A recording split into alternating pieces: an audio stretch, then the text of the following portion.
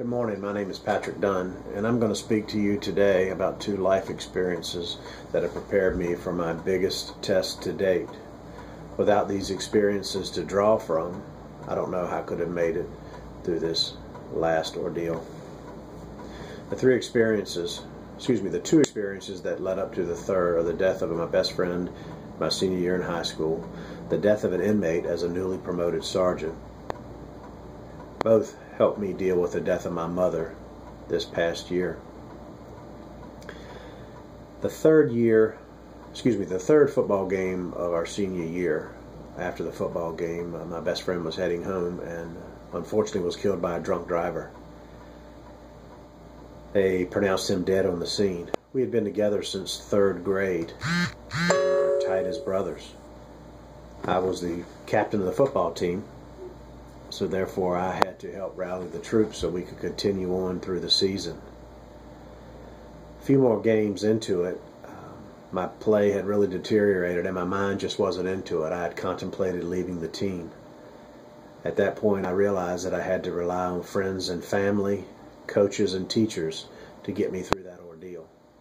Realized at that point that it was just too much of a burden for me to get through. The second incident was the death of an inmate that I witnessed as a newly promoted sergeant with the Chesapeake Sheriff's Department.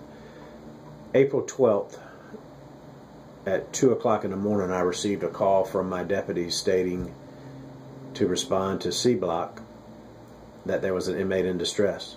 When I arrived on the scene, I noticed that they were working feverishly on an inmate to try and resuscitate him, but to no avail. He was pronounced dead a few minutes later.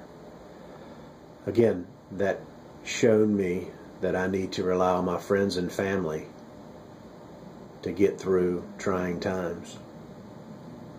At that time, we also had grief counselors to help us through. Those two incidents helped me, in some respect, as best as it could, to prepare for the last incident that I went through, which was the death of my mother this past Halloween.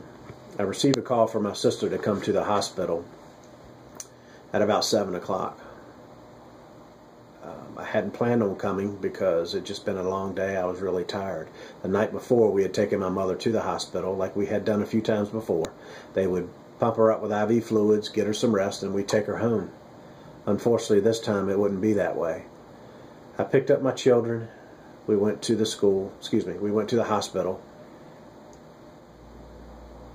When I arrived at the hospital, I noticed that the team was in there working on my mom. I told the kids to stay outside.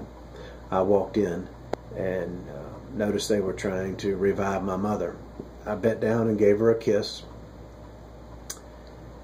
As I was backing away, she had a tear in her left eye, so I truly believe she knew I was there.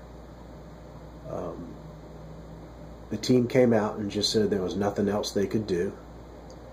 So we as a family walked in and held hands and were there when my mother took her last breath.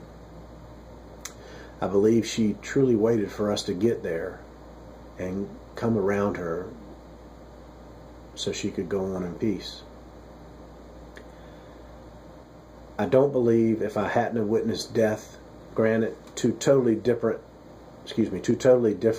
situations, but I don't know how I would have been able to handle it and been there for my children during this time. Their grandmother was very important to them and transcended the normal grandparent-grandchild relationship. My mother had helped me raise my kids since they were very young. I'm grateful that I was able to draw on past experiences to help my kids and myself through this trying time. Thank you.